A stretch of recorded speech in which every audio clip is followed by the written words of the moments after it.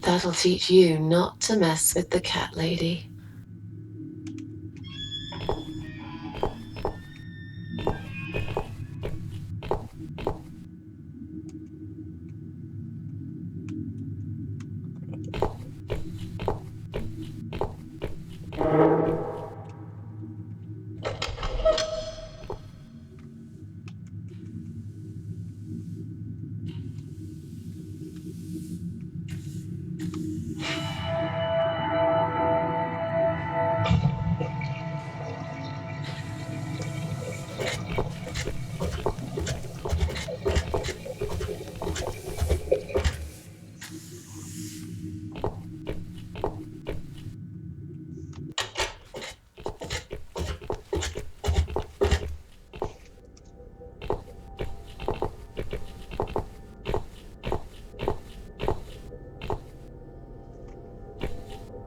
Okay, so what do we need?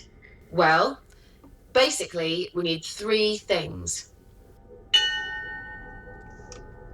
Red paint. We've got it already. The dress will make a great costume. We just need it in black. Also, it should look damaged. That's important. Cat Widow is a ghost after all. I'll need some scissors for that. This mask I took from Jesse's flat will do the job nicely. Okay.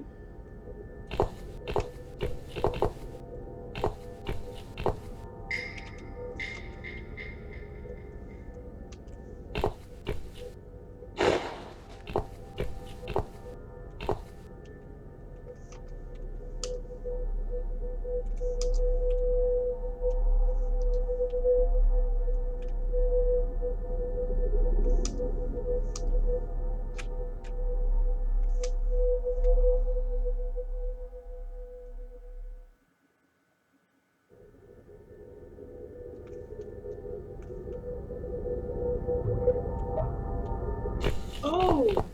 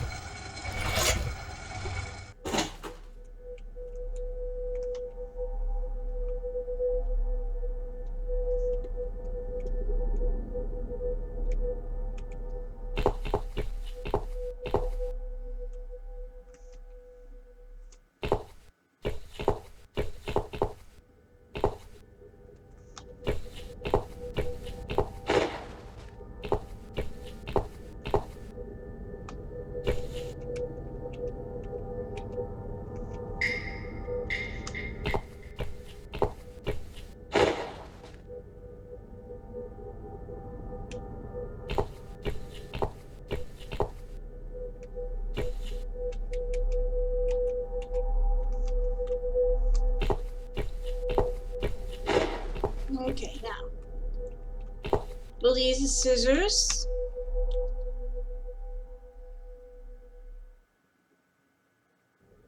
We need to make some adjustments.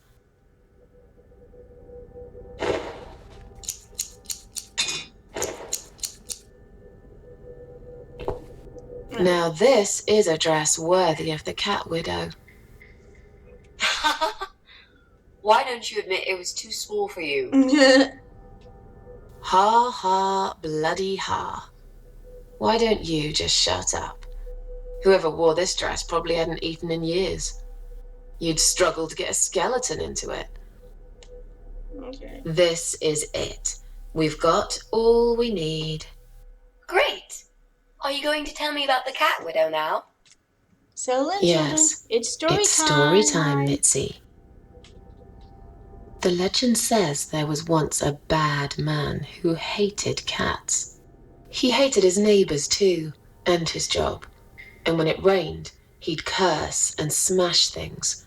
He hated his bald head and his weak, ugly body. He probably hated himself the most, although he would never admit it. I think I see where this is going. One day, out of pure hatred for the whole world and everything that lives, he captured a family of cats and drowned them all in the river. That day, the sun turned black and all the birds went silent as the 6 kittens struggled for life. But trapped in a strong canvas bag, they never had a chance. They all died that day. All but one. The mother cat, in a desperate fight to set herself free, by pure luck, clawed her way out of the bag and swam to the shore. She lost everything that day. Her beautiful children and her proud husband. Her heart crashed into pieces as she watched their limp, dead bodies stolen by the current. Running after them, she followed them for days, for as long as she could. Then, eventually, she lost sight of them. She stayed on the bank of the river for a while. The world stopped turning for her, her eyes empty and blind. And then, one day, she slowly slid down the bank and into the cold, dark water. She gave in to it. She let the river take her away too, cover her mouth, her ears, her eyes.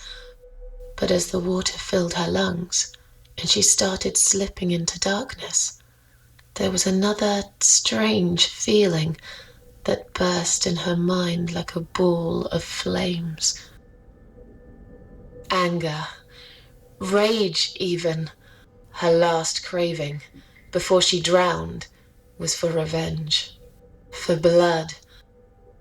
And so she returned, reborn and changed, a cat widow, veiled in black, mistress of the cats. Her body of a young woman, but her eyes of a cat, and her face, white, rotten, face of a corpse. Those who saw it rarely lived to tell the tale. She would get her revenge on all cat killers and cat torturers. But there was someone she had to see first, someone special, someone she really hated the most. As the evening came, it was strangely quiet in the man's flat. As he lived alone, he usually liked to fill the silence with the sound of radio or TV shows. But that night, he switched them all off, feeling anxious and tired after work.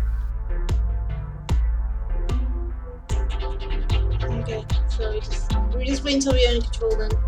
He tried to sleep, but couldn't. And for once, there wasn't anyone there he could blame for it. As he stared through the window, he kept thinking about how much he hated that view.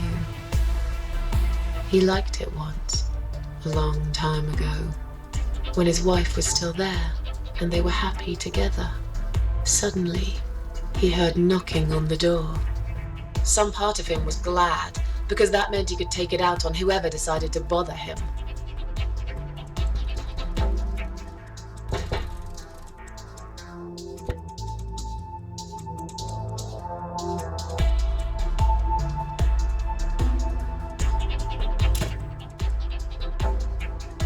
There was nobody there.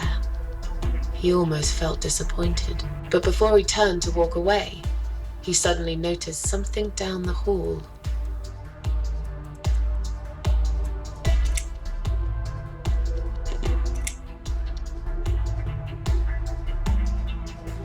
A dead body of a disemboweled cat hung on the radiator.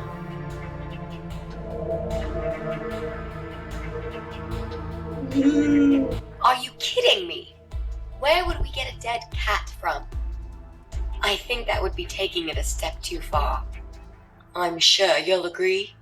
It's a Okay, fair point. Damn. So, right, that didn't actually happen. Let's try again. Alright. He noticed a shadow of a cloaked figure standing He ahead. noticed a shadow of a cloaked figure standing ahead.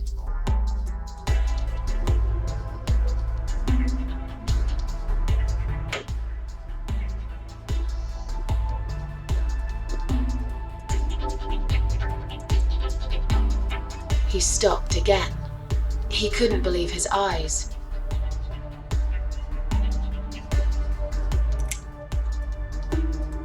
Someone wrote asshole on his door. Okay. Someone wrote cat killer on his door. I wanted that somebody wrote asshole on his door. I would totally do that. He had a passion for trains. Although he hated being a train driver, he had always enjoyed watching them move. But now, his train model was moving all on its own. He was absolutely certain he'd left it switched off. And yet, there it was, running at crazy speed, remote control missing. Something was seriously wrong, and that something had entered his home now too.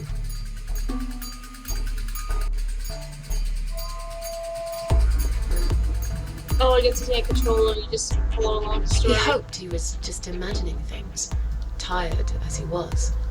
But there was another surprise waiting for him in his bedroom.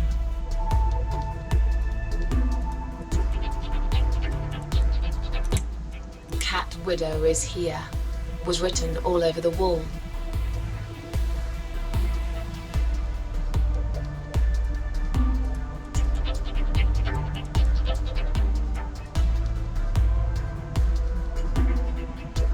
As in a dream, he went to the kitchen to get a drink.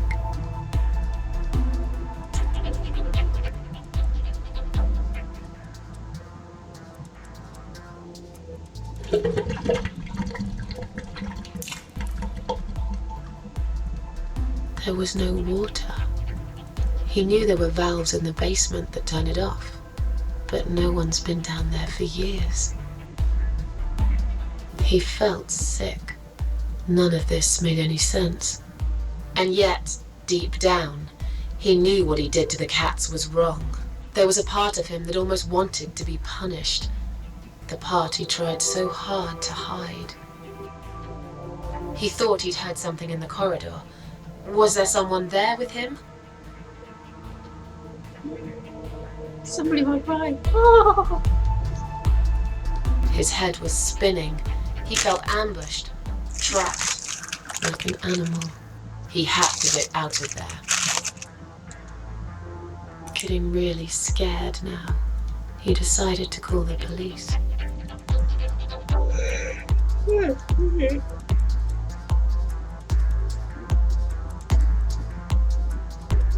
His phone was of no use.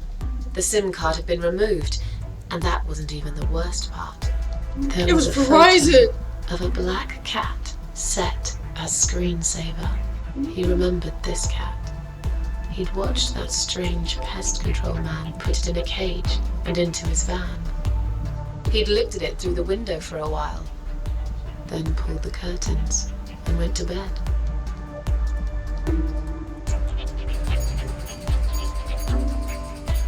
He stopped, paralyzed. He'd heard something right in front of him. A whisper, more like a purr. She was there, in the dark corner of his living room, waiting.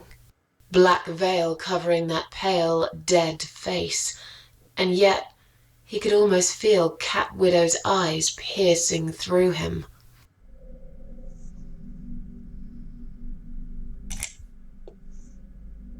She came closer, like a ghost, and swiftly removed the veil.